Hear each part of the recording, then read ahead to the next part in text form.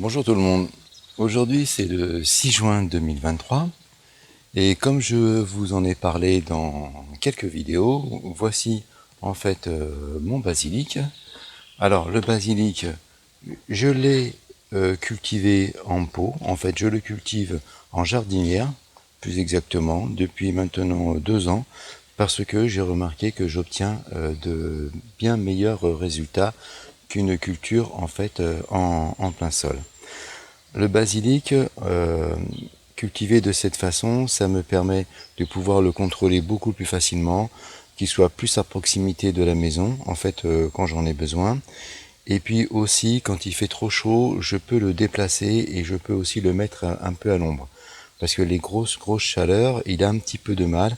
Et j'ai remarqué que chez moi, ça favorise eh bien, la floraison.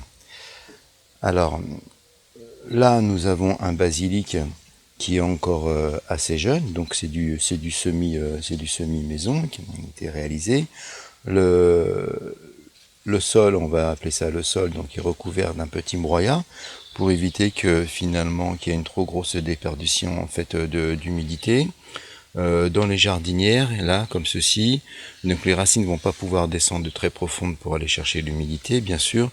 Donc il faut absolument donc veiller à ce que la jardinière, la terre en fait dans la jardinière reste toujours assez humide. Vous pouvez voir à quelques endroits une forme de décoloration en fait de feuilles. Comme ici par exemple, et bien là il avait eu un petit coup de baisse de température et un petit peu trop d'humidité pendant un moment, donc j'ai cru que j'allais le perdre. Vous voyez, on voit bien ici aussi, j'ai cru que j'allais le perdre, mais finalement je l'ai mis sous les tunnels, donc à la chaleur, et il est reparti. Et là maintenant depuis quelques jours je l'ai sorti, donc là il commence à avoir une taille, une hauteur qui va nécessiter en fait donc une petite taille. Alors on peut très bien le laisser pousser, c'est pas un problème. Par contre, eh bien, il va moins former en fait, il sera moins touffu et il va vite monter en fleurs et après monter en graines. Et ce que l'on souhaite avec le basilic, c'est que on puisse en fait le récolter le plus longtemps possible dans l'année et qu'il ne monte pas trop en fleurs, parce qu'après du coup il arrête de pousser. Alors quand on cultive le basilic en pleine terre et qu'on le laisse pousser, et ben après les tiges, ça finit par faire vraiment des branches, hein. Quand on arrive sur la fin de la saison, vers le mois d'octobre, on a vraiment des tiges bien gaillardes, ça fait vraiment un petit buisson. Donc moi ce que je vais faire, c'est que je vais commencer à le couper et je vais ensuite parler de conservation au niveau donc des feuilles. Habituellement, ce qu'on peut faire aussi, c'est quand on veut du basilic, on vient en fait quand on a besoin pour la cuisine, on vient comme ça pincer quelques feuilles et puis on prend ce dont on a besoin. Et finalement, ce qui va se passer, c'est que la plante, elle va continuer en fait à pousser sur une tige. Et bon, bah ça peut très bien fonctionner. Après, chacun son mode opératoire. Mais moi, en fait, je m'inspire d'une vidéo que j'avais vue sur le web, en fait, d'une maraîchère qui, en fait, est spécialisée plus ou moins donc dans la culture du basilic. Quand je dis plus ou moins, c'est parce qu'elle fait sans doute bien d'autres choses. Et donc, elle expliquait comment elle procédait. Donc, pour avoir un basilic bien touffu en fait. Donc comme on peut le voir, un peu comme pour les tomates, on a en fait des petits gourmands donc à chaque extrémité. Je vais faire un petit zoom pour vous montrer ça. Vous voyez, on a des petits comme des petits gourmands qui partent aux intersections en fait des feuilles et qui vont refaire en fait une tige secondaire. Eh bien, c'est cette partie-là, c'est à ce niveau qu'on va commencer, nous, à venir tailler. Dans mon exemple, en fait. Donc, j'ai un ciseau, je taille à peu près 1 cm au-dessus. Raté. Voilà. Donc, je prélève, en fait, un petit bout de branche. Et je vais, en fait, faire ainsi sur toutes les pousses, toutes les tiges. Alors je le fais assez bas pour que ça puisse repartir en fait du bas. je vérifie bien systématiquement qu'il y a bien des départs. Alors je ne coupe pas au premier départ, mais au deuxième départ. C'est comme ça, si le premier il foire, eh bien, il y a toujours le deuxième qui est là pour prendre le relais.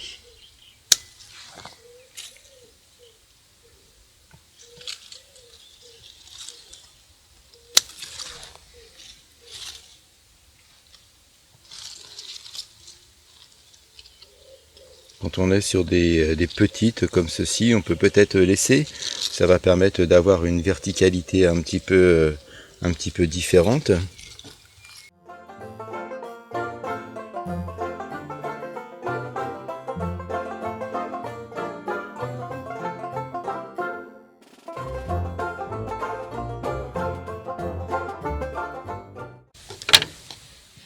Donc un sacré rafraîchissement, comme vous pouvez le voir.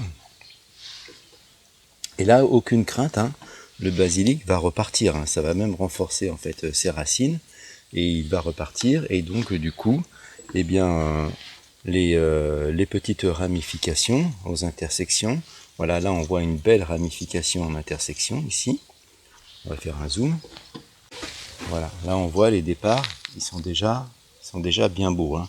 Donc là ça va faire de nouveau en fait de belles tiges. Et quand ces mêmes tiges vont faire de nouveau aux intersections, eh bien, des pousses, comme ceci, eh bien, on va pouvoir de nouveau retailler. Et ainsi de suite. Ce qui fait qu'on va former vraiment un gros bouquet, en fait. Et on aura quelque chose de bien dense. Et on va bien multiplier, en fait, sa production. Et surtout, on va freiner eh bien, la floraison. Alors maintenant, ce que je vais faire, c'est que je vais enlever la jardinière.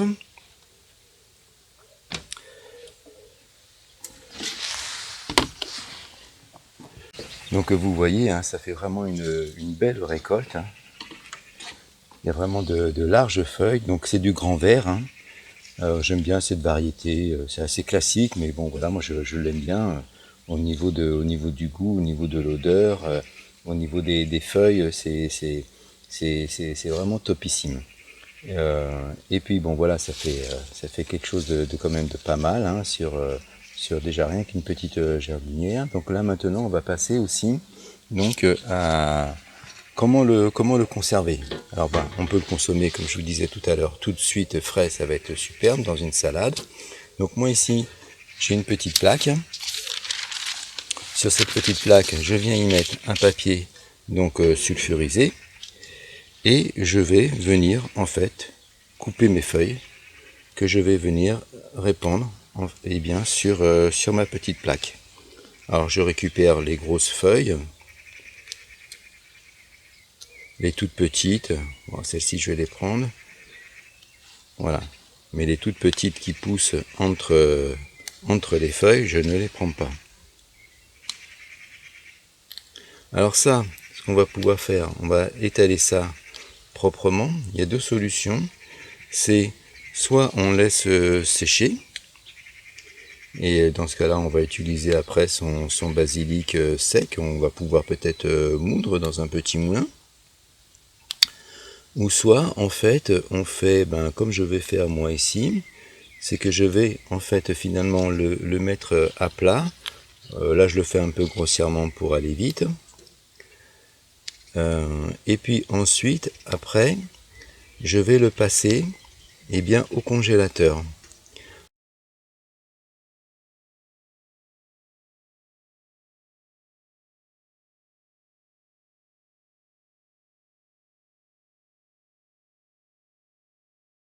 En veillant bien à ce que finalement les feuilles ne se touchent pas. Donc je vais vérifier en fait que les feuilles auront bien pris et seront bien congelées. Donc je vais vérifier ça dans 3-4 heures. Et ensuite, quand elles auront bien pris, quand elles seront bien décongelées, et ben je vais mettre ça dans un petit récipient en plastique type tupperware. Et vous voyez là, j'en ai un peu trop cueilli par rapport à la capacité donc finalement de ma plaque. Donc ce qui veut dire que finalement c'est pas topissime parce que, alors moi je voulais vous faire la démonstration hein, donc sur la jardinière complète, parce que finalement l'idéal quand on congèle c'est que vraiment les feuilles soient vraiment toutes fraîches hein, parce qu'on n'est pas en surgélation, hein, on est en congélation, donc ça va mettre un peu plus de temps. Et donc il faut vraiment que toute la fraîcheur, le goût, toutes les oligo-éléments, les vitamines qu'il peut y avoir là-dedans puissent rester au maximum. Et si finalement je ne congèle pas rapidement, et ben ça va s'estomper un petit peu, ça va se perdre. Les feuilles vont se flétrir et donc du coup ça sera moins qualitatif. Alors quand vous le faites chez vous, et ben vous faites votre taille, et bien juste en fonction de la capacité de votre plaque. Si vous avez plusieurs plaques, et ben dans ce cas-là, bien entendu, vous pouvez couper beaucoup plus. Donc moi, il y en a une partie qui va aller à consommer pour ce midi. Il est prévu de faire du taboulet. Il est prévu de faire de la salade aussi. Voilà. Allez, je vais en mettre encore une belle. Je vais pousser ça. On voit bien. Voilà. Et ça, maintenant, ça va passer donc au congélateur. Alors, ce que vous pouvez faire aussi, vous voyez, par exemple, moi j'avais j'ai coupé un petit peu trop de branches, donc finalement, je ne vais pas perdre tout ce que j'ai coupé. Eh bien, j'ai passé mon basilic sous l'eau, donc pour le rincer, pour l'humidifier. Et ce que je fais, c'est que je prends un petit linge, comme ça, genre un petit morceau d'essuie-tout par exemple, et je viens ensuite positionner mon basilic là-dedans. Et tout ça, ça va aller tranquillement au frigo. Alors là, je l'ai rincé parce que je me suis rendu compte que sur quelques feuilles, j'avais en fait une petite crotte d'oiseau. Alors tout à l'heure, quand j'ai fait la démo, finalement, j'ai pas nettoyé en fait, j'ai pas passé sous l'eau le basilic. Donc c'est une précaution à prendre, hein, on sait jamais. Alors bien sûr, c'est plus facile de le passer sous l'eau quand il est quand les feuilles sont encore sur les petites branches. Il suffit de le bassiner comme ça, voilà, on bassine dans l'eau et puis ensuite après on égoutte et idéalement il faudrait un peu le laisser sécher les feuilles avant de pouvoir les passer, les mettre sur la petite plaque avec le papier sulfurisé avant de les passer à la congélation, de sorte à ce qu'il y ait le moins d'humidité possible qui se dépose en fait sur les feuilles, parce que sinon après ça peut faire de la givre. Donc voilà. Donc là en fait avec l'humidité, la petite feuille en dessous qui va absorber aussi un peu l'humidité qui va couler, ça va empêcher les feuilles de pourrir. Et on va pouvoir le garder comme ça, avec le couvercle, quelques jours au réfrigérateur. Bien, voilà ce que ça donne après quelques heures au congélateur. Donc il ne reste plus qu'à prendre les feuilles et les déposer ensuite dans un récipient. Alors là, je fais ça dehors, mais du coup finalement ça se décongèle très rapidement. Donc le fait de les passer au congélateur, ça permet de faire en sorte que les feuilles ne s'agglomèrent pas les unes aux autres après. Donc il faut d'abord les congeler dans un premier temps, comme ceci, et ensuite après, les remettre après au congélateur. Mais là, comme il fait très chaud, ça se décongèle très vite. Habituellement, je le fais directement dans le congélateur, mais enfin, voilà, il fallait que je puisse vous montrer l'opération. Voilà, et là maintenant, tout ça, c'est prêt après pour les sauces tomates, donc à venir en pleine saison. Je vais faire ça au fur et à mesure. Voilà les amis, cette vidéo se termine, il ne me reste plus qu'à vous dire ciao, à la prochaine. 24 heures plus tard, vous voyez, ça ce sont les feuilles qui sont dans le réfrigérateur. Elles sont aussi belles qu'hier en fait, elles restent bien fraîches. Et ça, ce sont les feuilles qui sont au congélateur. Vous voyez, elles sont donc bien détachées individuellement et elles ne collent pas. Bon, à ce niveau-là, on pourrait même peut-être un peu les briser. Oh, je le fais pas, mais vous pouvez essayer si vous voulez, pour que ça prenne moins de place. Si on a un gros volume.